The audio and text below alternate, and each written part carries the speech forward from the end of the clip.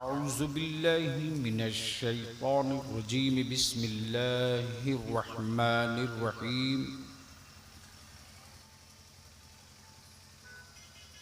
मुहम्मदुर रसूलुल्लाह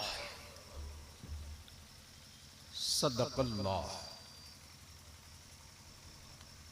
व सदक़ रसूलुहुन नबिय्युल अमीनुल करीम व नहनु अला ज़ालिका लमिनश शाहिदीन वश्शाकिरीन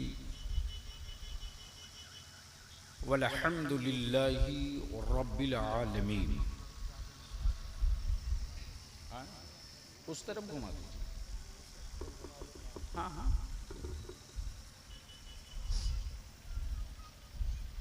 अल्लाह रब्बुल जलाल का बेपनाह शुक्र और एहसान है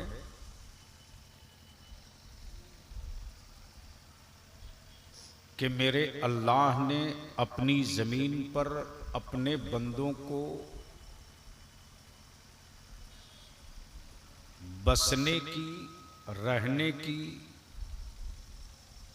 और ज़मीन से निकली हुई नेमतों की तख्लीक फरमाई बंदों के लिए।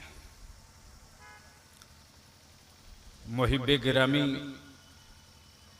जनाब इरफान साहब, जो हमारे कौमी इत्तेहाद मोर्चा के सदर भी हैं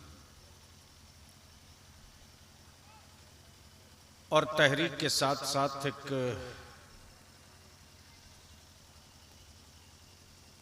कुर्बत का लगाव भी रहता है,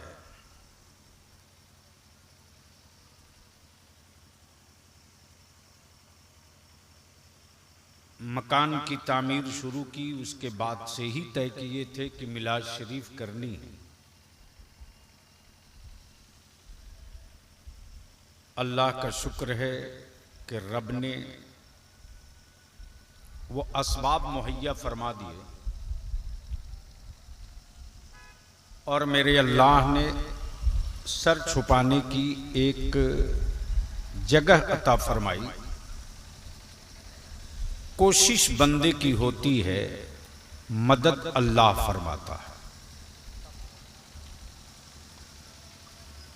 मुझसे पहले आपने जमाते अहले सुन्नत के बड़े संजीदा और बड़े ही काबिल आलिम, उमूमन लोग कॉलेज, स्कूल, यूनिवर्सिटी के लोग समझते हैं कि मदरसे में सिर्फ कुरान, हदीस, हिफ्स, क़िरात, तफसीर ही पढ़ाई जाती है, जबकि सच ये है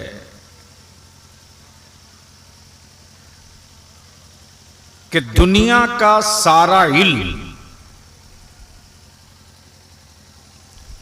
अगर कहीं एक जगह मिलता है तो उस जगह का नाम कुरान है। अब यह और सी बात है कि कोई पढ़े नहीं, कोई ढूंढे नहीं, कोई समझे नहीं, तो उसको दुनिया की कोई ताकत नहीं समझा सकती, अल्लाह का कहर ही उसको समझा सकता है। अब आप कहेंगे कि कैसे आपने कह दिया कि दुनिया का सारा इल्म कुरान में है, तो इस पर रोशनी डालूं तो बहुत वक्त लग जाएगा, लेकिन दो एक इशारा कर दूंगा। हजरते अल्लामा मिसबाही साहब झारखंड के उस गांव के रहने वाले हैं जिस गांव में ताजदारे अहले सुन्नत हुजूर मुफ्ती आज़म और हुजूर ताजुश शरीया के कई बार कदम पड़े।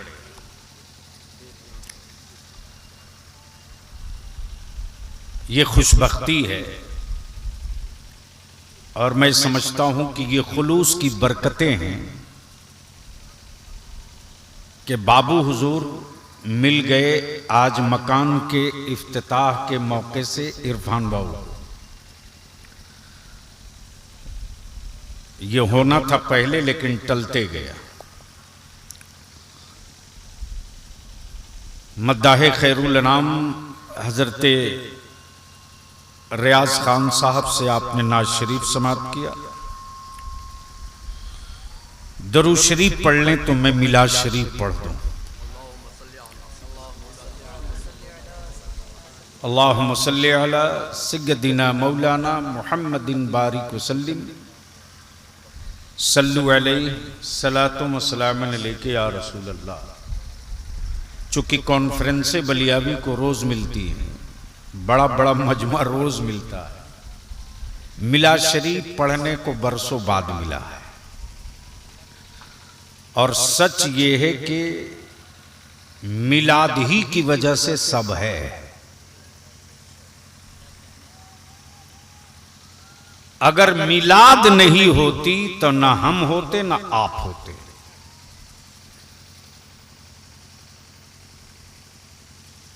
अब थोड़ा सा आपको अटपटा सा लगेगा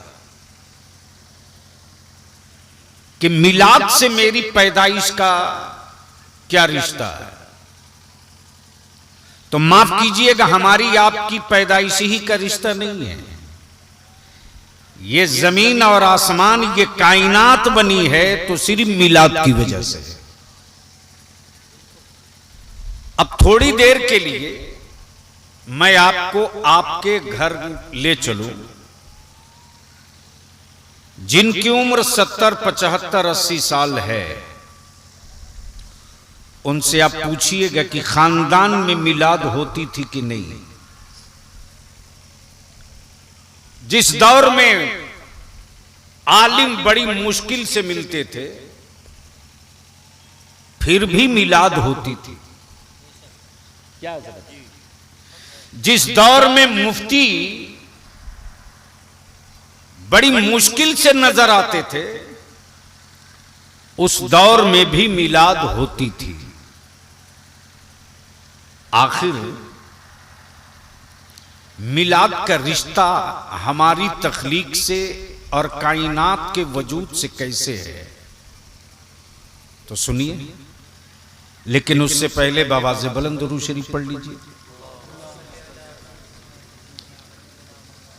आप बुलंद आवाज से दुरूद शरीफ नहीं पढ़ रहे हैं तो हमें गुस्सा नहीं आ सकता, इसलिए कि मैं जानता हूं कि जिस कौम को साल में 2 मरतबा नमाज की नीयत बताने की नौबत आती हो, ईद और बकरीद में, जो कौम इस कदर लापरवाह हो चुकी हो कि ईद और बकरीद के नमाज की नीयत बतानी पड़े, वो कौम अगर अल्लाह की जमीन पर सांस लेकर जिंदा है, ये इसके बाजुओं का कमाल नहीं है, अल्लाह की रहमत का कमाल है। इसलिए कि अब तक कोई ऐसा सेठ हमें नहीं मिला जो किसी मजदूर को बगैर काम किए कोई मेहनताना दे दिया हो। कोई मिला? कोई मिला? नहीं मिलेगा। यहां तक के पेमेंट करने से पहले घड़ी भी देखते हैं, काम भी देखते हैं, काम बराबर किया कि नहीं किया, फुल टाइम किया कि नहीं किया। अगर बीच में उसने डंडी मारा है तो आपकी आंखें चढ़ जाती हैं। शाम को पैसा देते वक्त आपका गुस्सा फुटकर बाहर निकलता है। आप अपने पर थोड़ा सा इसको ले लीजिए। जब आपका काम कोई ना करे तो शाम को मजदूरी देते वक्त आपका कलेजा कटता है और आप अपनी जबान से कहते भी हैं कि मैं दे तो रहा हूं,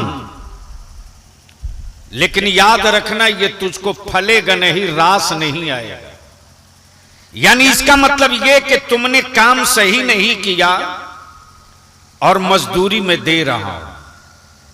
तब इसको अपने आप पर समझ लीजिए कि जब एक बंदे का काम बंदा ना देख करे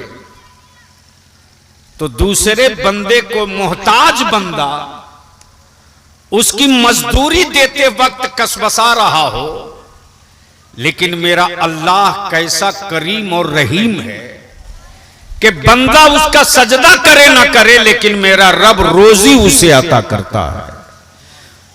बंदा उसकी इबादत करे ना करे, लेकिन मेरा रब उसके लिए हवाएं बंद नहीं करता है। बंदा उसकी इबादत करे न करे, लेकिन मेरा अल्लाह उसकी रोटियों पर पहरा नहीं लगाता है। कभी सोचा आपने? नहीं सोचा। तो जो रब के वफादारी के ताल्लुक से नहीं सोचता है, हुकूमतें मुसल्लत कर दी जाती हैं उसकी बर्बादी की सोच करने के लिए। इसलिए चीखिए मत, चिल्लाइए मत, और बहुत ज्यादा इतराइए भी मत। इसलिए कि मुझे मालूम है कि इस दौर में जहां कमर्शियल और कारोबार की तरफ दुनिया भाग चुकी है, ये मस्जिदों के इमाम, मदरसों का आलिम, मकतब में पढ़ाने वाला मौलवी एक मजदूर से कम, जिसकी नजराना कहो या तनख्वाह कहो, उसके बावजूद भी सिर्फ और सिर्फ खालिस अल्लाह और उसके रसूल की रजा के लिए लगा रहता है। इसलिए आपने बुलंद आवाज से दुरूद शरीफ नहीं पढ़ा तो हमें कोई हैरत नहीं हुई कि जिस कौम को नमाज की नीयत अब तक याद ना हो, वो कौम अगर जिंदा है, यही बहुत बड़ी बात है। अब अगर याद आ गया हो तो एक बार बावाज़े बुलंद दुरूद शरीफ पढ़ लें। अल्लाहुम्मा सल्ली अला सय्यदिना मौलाना मुहम्मदिन बारिक वसल्लिम सल्लु अलैहि सलातुम व सलामन अलैका या रसूल अल्लाह। ज़हन को हाजिर कीजिएगा, ये मिलाद है क्या? तो मिलाद के माने हैं पैदाइश के। किसके? मिलाद का मतलब क्या हुआ? पैदाइश। पैदा तो सभी हुए हैं। आज आदम ता ईसा पैदा तो सभी हुए। सारे नबी, सारे रसूल, सारे पैगंबर, हर इंसान पैदा हुआ। लेकिन पूरी दुनिया में मिलाद का अगर तस्करा होता है तो तसव्वुर मदीने के मुस्तफा जनाबे रसूलुल्लाह ज़हन में आते हैं। अब सवाल ये उठता है कि नबी, रसूल, पैगंबर, किताबें, तौरेत, इंजील, ज़बूर, सहीफे लेकर बहुत सारे नबी रसूल आए, बहुत सारे पैगंबर आए, तो उनकी मिलाद क्यों नहीं, सिर्फ रसूलुल्लाह की मिलाद क्यों? सवाल उठेगा। तो इस सवाल का जवाब भी ले लीजिए। इस सवाल का जवाब ले लीजिए तो मिलाद समझ में आ जाएगी। अब मैं आपसे एक बात पूछूं कि जब कोई नहीं था, जब कुछ नहीं था, तो कौन था?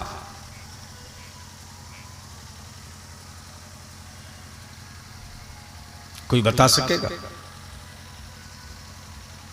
जब कोई नहीं था, जब कुछ नहीं था, तो कौन था? और जब कुछ ना होगा और कोई ना होगा तो कौन होगा? अल्लाह होगा। पूरे मजमे में सिर्फ एक आदमी को याद है कि जब कोई ना होगा, कुछ ना होगा तो अल्लाह होगा। और कुरान क्या कहता है?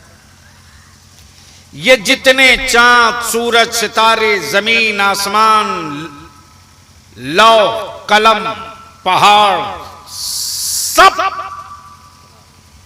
फना हो जाएंगे। और कुरान क्या कहता है? वयबका वज्ह रब्बिका जुल जलाल वल इकराम फबिअय्यि आलाई रब्बिकुमा तुकज़्ज़िबान। लेकिन दिक्कत यह है कि जो कुरान पूरी दुनिया के लिए पढ़ने के वास्ते आया, आज उस कुरान को बाप के कुरान खानी के लिए पढ़ा जाता है। नए मकान में दाखिले के वक्त पढ़ा जाता है या दुकानों में बरकत के लिए पढ़ा जाता है। माफ कीजिएगा, ये कुरान बाप के इंतकाल के मौके से सिर्फ पढ़ने के लिए नहीं है, मकानों में दाखिले के लिए सिर्फ पढ़ने के लिए नहीं है, बल्कि इस कुरान का आलम तो यह है कि पूरी दुनिया में सबसे ज्यादा पढ़ी जाने वाली अगर कोई किताब है तो उस किताब का नाम कुरान है। मुल्क चाहे जो हो, जबान चाहे जो हो, कल्चर चाहे जो हो, वहां का संविधान चाहे जो हो, वहां का कानून चाहे जो हो, लेकिन पढ़ी जाने वाली सबसे ज्यादा किताब का नाम कुरान है। बंगाली है, अरबी नहीं जानता, फिर भी कुरान पढ़ता है। बिहारी है, अरबी नहीं जानता, फिर भी कुरान पढ़ता है। मराठी है, अरबी नहीं जानता, फिर भी कुरान पढ़ता है। कन्नड़ है, अरबी नहीं जानता, फिर भी कुरान पढ़ता है। चाइनीज है, अरबी नहीं जानता, फिर भी कुरान पढ़ता है। रूमी है, अरबी नहीं जानता, फिर भी कुरान पढ़ता है। आखिर क्यों? क्वेश्चन है। तो पूरी दुनिया के लोगों ने इस बात पर इत्तेफाक किया कि कुरान सिर्फ पढ़ने ही की किताब नहीं है, कुरान सुकून भी है, कुरान राहत भी है, कुरान बख्शिश भी है, कुरान निजात भी है, कुरान बरकत भी है, कुरान हिदायत भी है, कुरान फ्यूचर भी है, कुरान मुस्तकबिल भी है, कुरान हाल भी है। यह है कुरान करीम। छोड़ दो बेटा, छोड़ दो, तुम जाओ, छोड़ दो। अरे चलो, हो गया। दुरूद शरीफ पढ़ लीजिए। हमको याद है कि बचपने में हम लोग मिलाद शरीफ में कौन सी दुरूद शरीफ पढ़ते थे हज़रत? इसको तो मौलाना लोगों ने खत्म ही करा दिया। अभी भी गांव में है। तो चलिए, आपके दरभंगा में रब्बे सलीम अला लोग पढ़ते हैं, तो एक बार पढ़ के बताइए। लिमला रसूलिल्लाह, तशरीफ रखिए, बुलंद आवाज से पढ़िए। रब्बे सल्लिम अला रसूलिल्लाह, मरहबा मरहबा। ऐ खुदा दम बदम दरूदो सलाम, ऐ खुदा दम बदम अपने प्यारे नबी पर भेजो मुदाम, अपने प्यारे नबी पर भेजो मुदाम। उस नबी पर हो बार बारो सलाम, उस नबी पर हो बार बारो सलाम। पहुँचे हर पल में 100 हजारों सलाम, पहुँचे हर पल में 100 हजारों सलाम। कलमे ला इलाहा इल्लल्लाह, कलमे ला इलाहा इल्लल्लाह। है मुहम्मद मेरे रसूलुल्लाह, है मुहम्मद मेरे। अब समझ में बात आ गई कि हम लोग कहां खड़े हैं। ये हर गांव में एक एक बच्चे को याद रहता था। मिलाद शरीफ, उस दौर में माइक नहीं लगता था। अब तो मिलाद शरीफ को भी लोगों ने जलसा बना दिया। जबकि सच ये है कि मिलाद शरीफ की कैफियत ही कुछ अलग होती है। और गांव के जो जिम्मेदारान होते थे, गांव में जो पढ़े लिखे लोग होते थे, सुभान अल्लाह, बाबू हुजूर आ गए। नारे तकबीर, नारे रिसालत, नारे रिसालत, बाबू हुजूर, सुभान अल्लाह, पीरे तरीकत, माशाअल्लाह, अल्लाह अकबर। ऐसे कैसे होगा? अस्सलाम वालेकुम, अल्हम्दुलिल्लाह, आप तशरीफ, आप तशरीफ।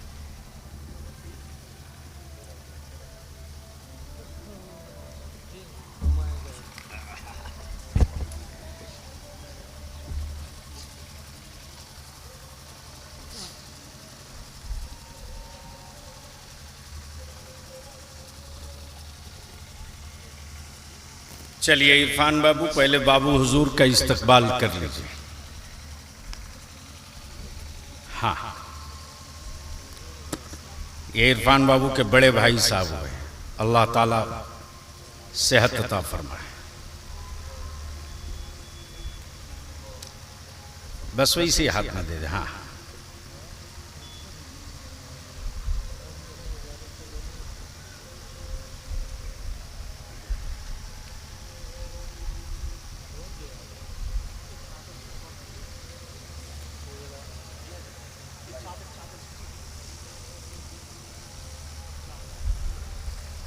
हमारे मेहमान हैं, इनको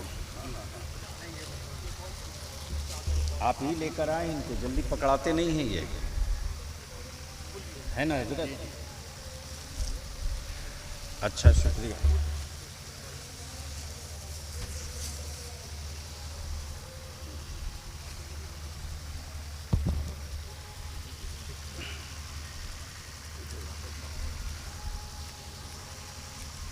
चलिए। अरे अरे नहीं नहीं नहीं नहीं,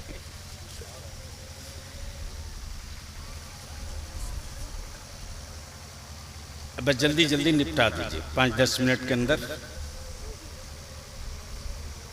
चलिए, हो गया।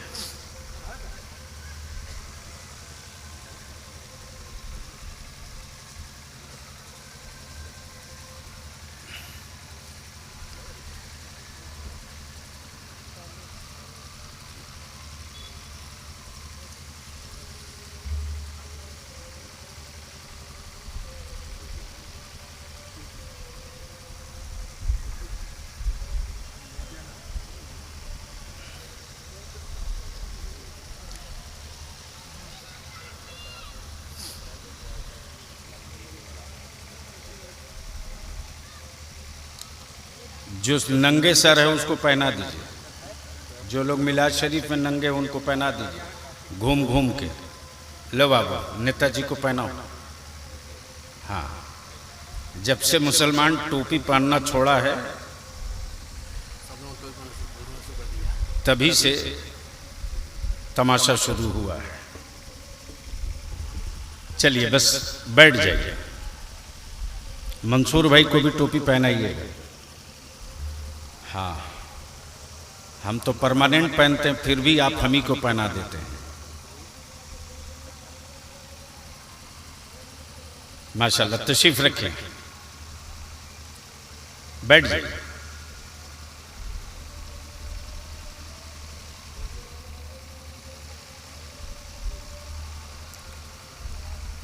हो गया? दरूद शरीफ पढ़ लीजिए। अल्लाहुम्मा सल्ली अला सय्यदिना मौलाना मुहम्मदिन बारिक वसल्लिम सल्लु अलैहि सलातुम व सलामुन अलैका या रसूल अल्लाह। थोड़ी आवाज़ कम करो बाबा, आवाज़ कम करो, आवाज़ कम करो। तो मैं क्या कह रहा था मिलाद के माने हैं पैदाइश। और कोई भी 75 साल, 70 साल, 80 साल के बूढ़े बुजुर्ग से आप पूछें तो हर ईमान वाला यही बोलेगा कि जिस घर में मिलाद नहीं होती वो घर ईमान वालों का माना ही नहीं जाता। ये मैं पूरी जिम्मेदारी से कह रहा हूं और गुफ्तगू का वो हिस्सा जहां से छोड़ा है जोड़ दूं। जब कोई न था, जब कुछ न था तो कौन था? अरे कुछ तो बोलिए, तो बोलने में क्यों डर लग रहा? जब कोई न था, कुछ न था, कहीं न था तो कौन था? अल्लाह। और जब कोई न होगा, कुछ भी न होगा तो कौन होगा? अल्लाह। गोया अल्लाह की जात अव्वल भी है और आखिर भी है। बाकी जितनी चीजें हैं सब फना होने वाली हैं। बाकी रहने वाली जात सिर्फ अल्लाह की। उसी अल्लाह ने, किसने? बंदा अपनी औकात के मुताबिक घर बना सकता है, जमीन नहीं बना सकता। बंदा अपनी तिजोरी के एतबार से मॉल बना सकता है, आसमान नहीं बना सकता। बंदा अपनी जेब के एतबार से मशरूब खरीद सकता है, पानी नहीं बना सकता। बंदा अपने पैसे के बल पर एसी, कूलर, पंखा खरीद सकता है, लेकिन किसी इंजीनियर की औकात नहीं जो हवा बना सके। गोया हवा का खालिक अल्लाह, जमीन का खालिक अल्लाह, आसमान का खालिक अल्लाह। उसी अल्लाह ने जब जमीन बनाना चाहा, आसमान बनाना चाहा, तो उसी परवरदिगार ने जमीन से पहले, आसमान से पहले, चांदो सूरज से पहले, कायनात से पहले, सबसे पहले मेरे अल्लाह ने, अब यहां रुक कर यह भी अर्ज कर दो,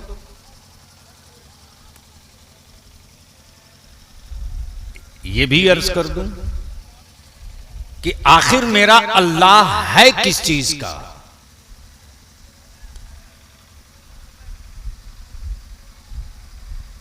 मिट्टी रब ने बनाई, पानी रब ने बनाया, और एक इंसान के वजूद में मिट्टी, पानी, हवा, आग, ये चार चीजें हैं।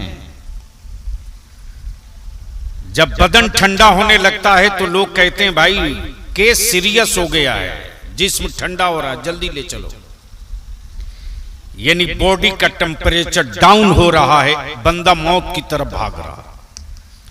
और अगर यही हीट ज्यादा हो जाए, बुखार आ जाए, तो होता है कि बर्फ की पट्टी चढ़ाओ, कहीं दिमाग फट न जाए। लेकिन मेरे अल्लाह ने इंसान के वजूद में क्या बैलेंस पार्ट बनाया है। इसकी बॉडी को गर्मी कितनी चाहिए, सर्दी कितनी चाहिए, ऑक्सीजन कितना चाहिए, हवा कितनी चाहिए।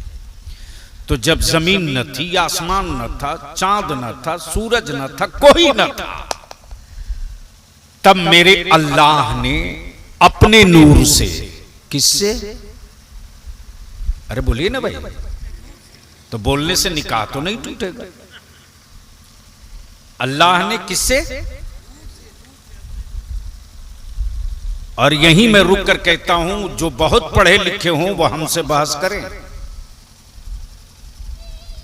डिग्री होल्डर और सनद याफ्ता लोगों से काम नहीं चलेगा। पढ़े हो तो आओ।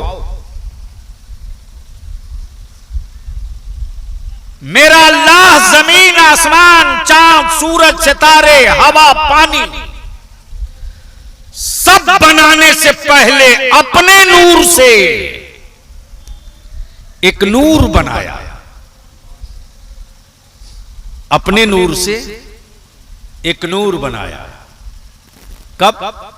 जब मिट्टी न बनी थी, जब आग न बनी थी, जब पानी न बना था, जब हवा न बनी थी, तब अपने नूर से एक नूर बनाया। जब नूर रब ने बना दिया, रब ने रूह बना दिया, तो नाम अहमद रखा। है रब का नूर, नाम अहमद है अल्लाह के नूर से नाम अहमद है। और जब उस नूर को बना दिया, तब उसी रब ने उस नूर की तख्लीक के बाद जमीन बनाया, आसमान बनाया। और ये हदीस जिब्रील है, यह हदीस जिब्रील है। मेरा अल्लाह फरमाता, महबूब अगर तुझे पैदा करना मकसूद ना होता तो तेरा अल्लाह न जमीन बनाता, न आसमान बनाता, न कायनात बनाता, न अर्श बनाता, न लौह बनाता, न कलम बनाता। गोया ये सारी कायनात बनी है उस नबी के बनने के बाद, जिस नबी की वजह से ये सारा आलम बना है। और उसी नबी की हम मिलाद पढ़ते हैं, उसी नबी की हम मिलाद पढ़ते हैं। लेकिन अब तो मिलाद को भी इतना लोगों ने हवाला ढूंढ ढूंढ करके, जो आपके सामने शख्सियत तशरीफ फरमाए मालूम है कौन है? दरभंगा के लोग समझते हैं सिर्फ बाबू हुजूर है। और जो बड़े बड़े पुराने बुजुर्ग हैं, उम्र दराज हैं, जिन्होंने हुजूर आली को देखा है, हुजूर आली अपने वक्त के आरिफ बिल्लाह, जिस आबे जमजम का तस्करा हजरत मिसबाही साहब से आप सुन रहे थे, हजरत उसका एक सोत इंडिया में भी है। अब आप भी हैरत करेंगे, बलियावी साहब कहां जमजम कहां इंडिया। तो चलिए, पंजाब में लुधियाना के बगल में एक जगह है सरहंद शरीफ। कौन सी जगह? चूंकि आमतौर से लोग समझते हैं मौलवी लोग तो मस्जिद, मदरसा, मकतब, ज़कात, फितरा, इससे बेशी नहीं जानते हैं। कभी भी मत समझिए कि आप ही ज्यादा काबिल हैं। हर दौर में हर इंसान को यह सोचना चाहिए कि अगला मुझसे ज्यादा जानता होगा। और जिसके अंदर ये सोच बाकी होगी, लिख लीजिए कि वो हमेशा उसके अंदर सीखने की, मालूमात करने की ललक बची हुई रहेगी। तो अभी हाजी लोग जा रहे हैं, ये आखिर जमजम बना कैसे? तो आप सुन चुके हैं, वाकया सुनाना मकसद नहीं है। वो पहाड़ के टीले जहां सैयदना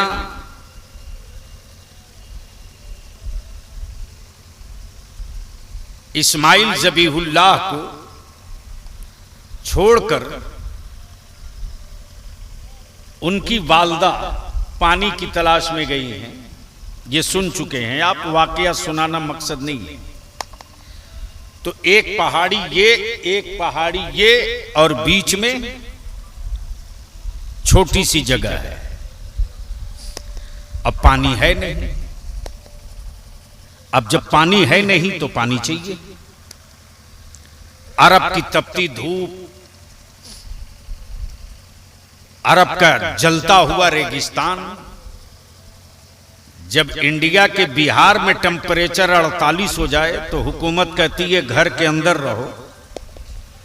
वहां तो 50, 52, 58 तक जाता है। 48, 49 तो वहां मुस्तकिल रहता है। जो लोग गए हैं वो लोग जानते हैं। तो जब सैयदा हाजरा पानी के लिए जाती थी तो पलट पलट करके अपने बेटे की तरफ देखती थी कि कोई जानवर मेरे बेटे को नुकसान न पहुंचा दे, और फिर दौड़ के आती थी, फिर देख के जाती थी, फिर दौड़ कर आती थी। तो सवाल ये उठता है कि उनको पानी की जरूरत थी तो वो दौड़ी, आज हाजियों को क्यों दौड़ाया जाता है? अब तो वो दौड़ने की जगह पहाड़ी नहीं, वहां एक लाइट लग गई है और वो निशानी है कि वहां पहुंच जाओ तो दौड़ो। कहां गए बुखारी और तिरमिजी पढ़ाने वाले मुल्ले? कहां गए? अरे पानी की जरूरत हाजरा को इस्माइल की थी, आज के हाजी को पानी की जरूरत कहां है? तो कहना पड़ेगा उन लोगों को कि जब तक वहां दौड़ोगे नहीं तब तक हज मुकम्मल होगा ही नहीं। क्यों? इसलिए कि हज नाम है उन्हीं अरकान की अदायगी का, और जब तक वो अरकान अदा न करेंगे हज अदा न होगी। जब हजरत सैयदा हाजरा नीचे उतरती हैं तो सैयदना इस्माइल ज़बीहुल्लाह प्यास की वजह से अपनी एड़ी शरीफ पत्थर पे मार रहे हैं। सुभान अल्लाह। अरे भैया रख दो, जाओ।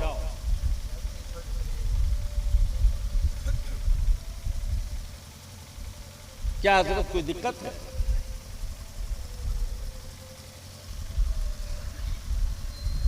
ड्रिल मशीन नहीं मार रहे हैं, लाठी डंडा नहीं मार रहे हैं, एड़ी मार रहे हैं, एड़ी रगड़ रहे हैं, पटक नहीं रहे हैं। आए है उस एड़ी नाजुक बच्चे की एड़ी की रगड़ में कितना पावर था कि उस पत्थर के कलेजे से पानी निकल पड़ा। और जब पानी निकला है तो सैयदा हाजरा जब नीचे लौट कर आती और बहता हुआ पानी देखती तो उस पानी को मिट्टी से घेर घेर के रोकती और कहती, जम जम जम, ठहर ठहर ठहर। अब बलियावी यहां एक बात अर्ज कर दे, एक पैगंबर की अहलिया ने जब पानी को कह दिया ठहर, तो 2 4 10 दिन के लिए नहीं ठहरा, बल्कि वो पानी कयामत तक के लिए ठहर गया। उस पानी को कोई कम नहीं कर सकता। वही जाम जाम होते हुए जमजम हुआ। अब आपके सामने जो तशरीफ फरमा है ये किस खान वादे के हैं? पढ़े लिखे लोगों को मालूम है कि हजरत इमाम मुजद्दिद अल-फसानी अपने दौर के कुतुब भी इमाम भी, जिनका मजार शरीफ सरहंद शरीफ में। हज का मौसम था, सवारियों का दौर था, कश्ती और जहाज पानी का, जिसको नौका बोलते। अब पासपोर्ट आ गया, वीजा आ गया, इमिग्रेशन कराओ तो स्कैनिंग कराओ, तो वहां फोटो खिंचवाओ, तो वहां खड़े हो जाओ। उस दौर में कुछ था नहीं। तो सैयदना मुजद्दिद अल-फसानी रदियल्लाहु ताला अन्हु का एक बड़ा मुहलग्गू खादिम था। जब हजरत के जाने का वक्त आया तो खादिम भी अड़ गया, और अड़ गया तो कहने लगा, आप हज पे जाइएगा, हम नहीं जाएंगे। तो जो खादिम होता है बड़ा मुहलग्गू हो जाता है, और प्यार भी मिलता है, इज्जत भी मिलती है। तो बड़ों के यहां बड़ी घिसने के बाद जगह मिलती है, लेकिन आजकल बीमारी है कि बगैर घिसे हुए लोग सोफा मांग लेते हैं। अरे पहले कुछ खटो तब पानी की उम्मीद करो। लेकिन यहां तो सीधी बात है, बस सीधा सीधी दुआ कर ही दीजिए। यानी खुद नमाज नहीं पढ़ेगा लेकिन दुआ के लिए दावा ठोकते रहेगा, खुद रोजा नहीं रखेगा लेकिन दुआ के लिए भीख मांगते रहेगा, खुद तिलावत नहीं करेगा लेकिन तावीज के लिए तंग करते रहेगा। सही तस्वीर यही है। जब खादी मर गया बोला हम भी चलेंगे, आपको वजू के लिए पानी कौन देगा, आपकी खिदमत कौन करेगा? तो बड़ों का दिल बड़ा, आए हाय, पीर हो तो ऐसा, मुरीद हो तो ऐसा। सैयदी मुजद्दिद अल्फसानी इमाम वक्त फरमाते हैं चल। तो पूछिएगा उनसे जिनकी उम्र 100 साल से बेशी हो चुकी है, उनसे पूछिएगा कि पहले लोग हज पर जाते थे तो क्या क्या लेके जाते थे। तो उस दौर में जब लोग हज पे जाते थे 125 साल पहले, 150 साल पहले, 200 साल पहले, तो बेडिंग बिस्तरा सामान के साथ साथ बाल्टी भी लेके जाते थे और बाल्टी पर नाम लिखा रहता था ताकि वो बाल्टी पहचान में आ सके।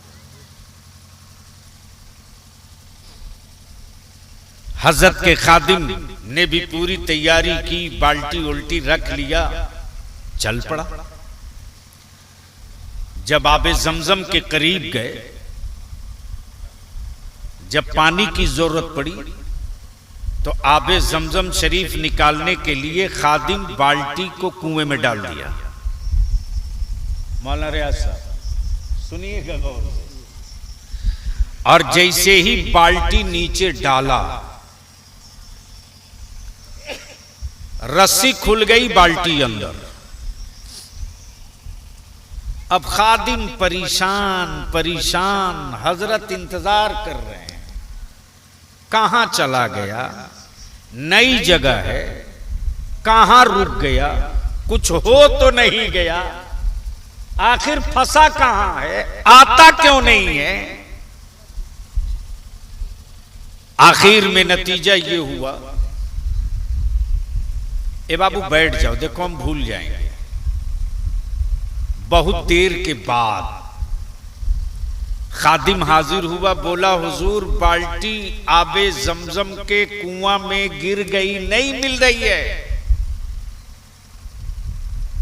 कांटा डाल के निकाला नहीं मिली, परेशान परेशान हो गया, नहीं मिली। तो सैयदी मुजद्दिद अल्फसानी मुस्कुरा के फरमाते, जा दूसरी बाल्टी ले ले। सुभान अल्लाह। खादिम गया, दूसरी बाल्टी ले लिया, पानी निकाल के लाया, हजरत ने वजू फरमाया, जरूरत पूरी की, हज के सारे अरकान अदा कर लिए। हज के बाद वापस जब सरहन शरीफ लौटे तो लौटने के बाद वही खादिम हजरत ने आने के बाद फरमाया, पानी निकालो कुएं से। जैसे ही खादिम ने सरहन शरीफ के कुएं में रस्सी डोल डाला पानी के लिए, तो सरहन के कुएं में जाने वाली बाल्टी की रस्सी खुल गई, बाल्टी अंदर। अब खादिम आया है परेशान होकर, कह रहा हुजूर यहां भी बाल्टी डूब गई। हजरत ने फरमाया तो कांटा ले लो, जाओ निकालो। खादिम जैसे ही कांटा डाला है और जैसे ही कांटा डाल करके कुएं से निकाला है तो बाल्टी जब ऊपर आई तो सबके होश उड़ गए। ये बाल्टी तो सैयदी मुजद्दिद अल्फसानी हज के मौके से लेकर गए थे जिस पर नाम लिखा था, और ये बाल्टी तो आबे जमजम के कुएं में गिरी थी, यहां कैसे निकल गई? आज भी मैं आपको दावत देता हूं दरभंगा वालों, इलाके वालों, आप चले जाओ। जब लुधियाना से आप आते और जाते देखोगे तो किसी भी मजहब, किसी भी धर्म, किसी भी बिरादरी का हो, उससे पूछने की जरूरत नहीं कि तुम कहां से आ रहे हो। जिसके हाथ में पानी का जार देख लो, वो समझ लो कि वो कहीं और से नहीं आ रहा है, हजरत मुजद्दिद सल्फसानी के कुएं से पानी लेकर आ रहा। क्या कनेक्शन है साहब? कभी वक्त मिलेगा तो इस पर गुफ्तगू कर दूंगा। बस ये कि मिलाद तो मेरे अल्लाह ने अपने नूर से जिस नूर को बनाया वही नूर मुजस्सम है, वही सरवरे आलम है, वही नबियों के नबी हैं, वही नबियों के नबी हैं।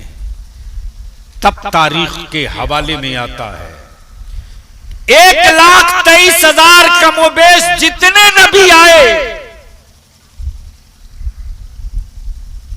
जितने नबी आए, अलग अलग खुसूसियत, अलग अलग खूबी, अलग अलग सिफत अल्लाह ने अता फरमाई। लेकिन अपने महबूब को वो सारी खूबियां अता फरमा दी जो सारे नबियों को अता की थी।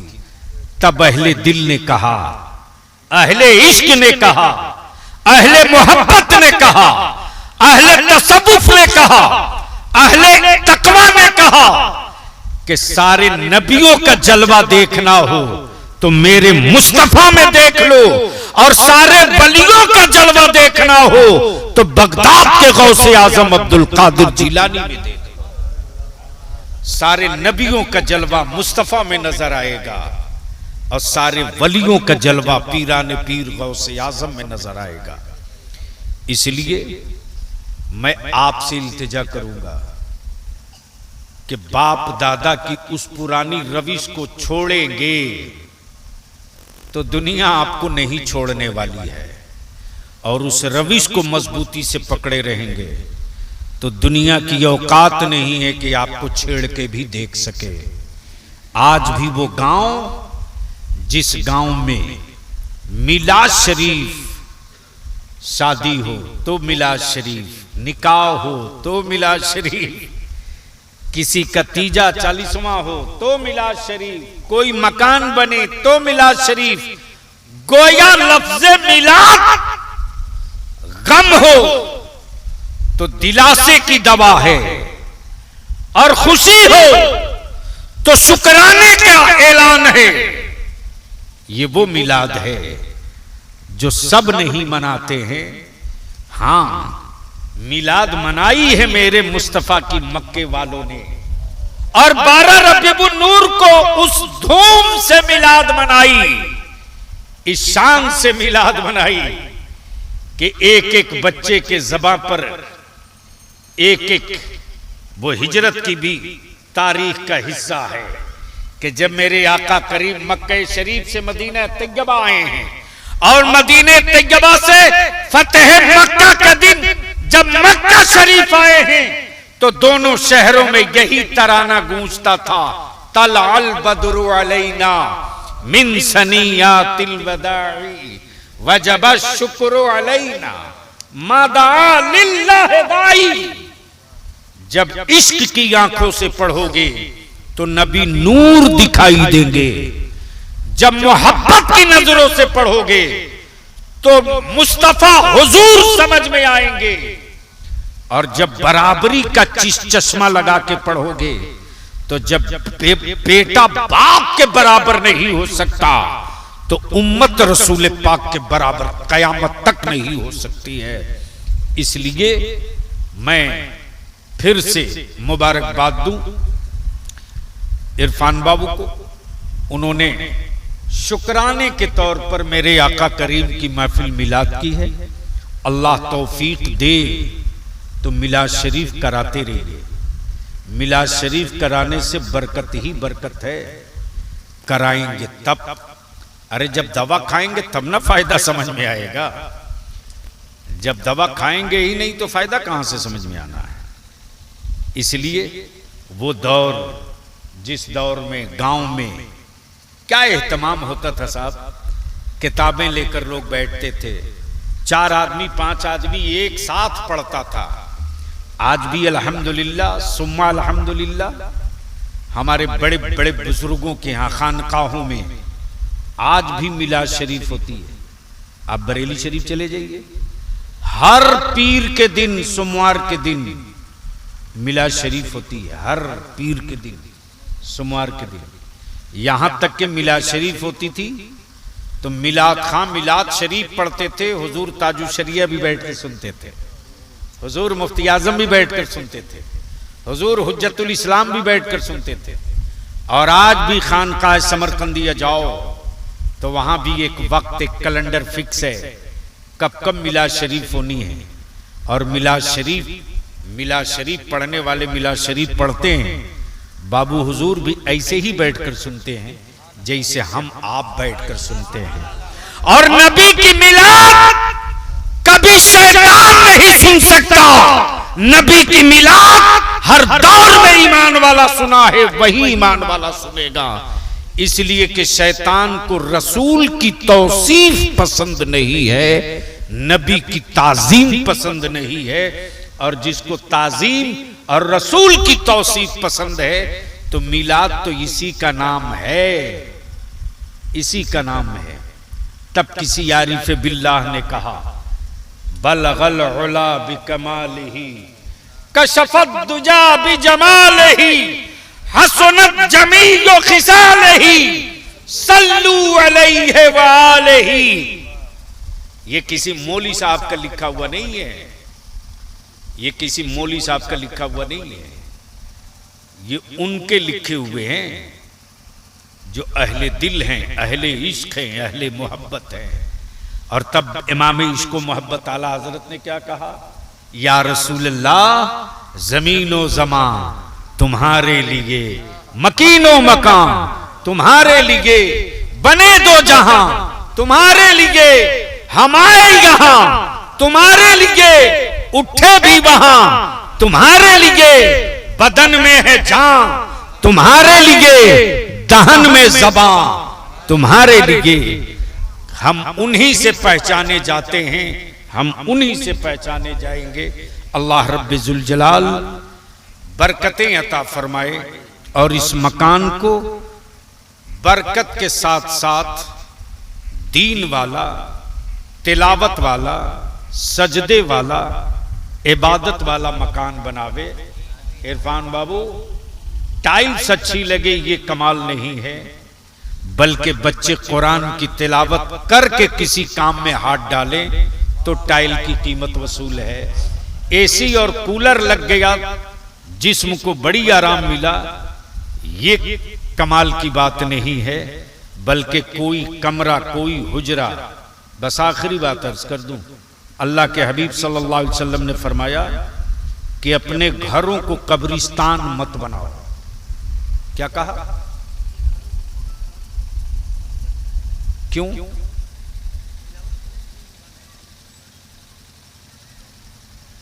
कब्रिस्तान में नमाज जायज नहीं है। क्या है? तो जिस मकान में नमाज ना हो समझ लो वो मकान नहीं कब्रिस्तान है। इसलिए कि कब्रिस्तान में नमाज नहीं है। यही फरमाया मेरे आका करीम ने कि अपने मकानों को, घरों को कब्रिस्तान मत बनाओ, यानी सजदे करो, नमाज पढ़ो, ताकि वो कब्रिस्तान न बने। जिन घरों में सजदे और नमाज की अदायगी है उन घरों की बरकतें कोई नहीं रोक सकता। अल्लाह ताला अमल खैर की तौफीक दे। सलाम अलैकुम।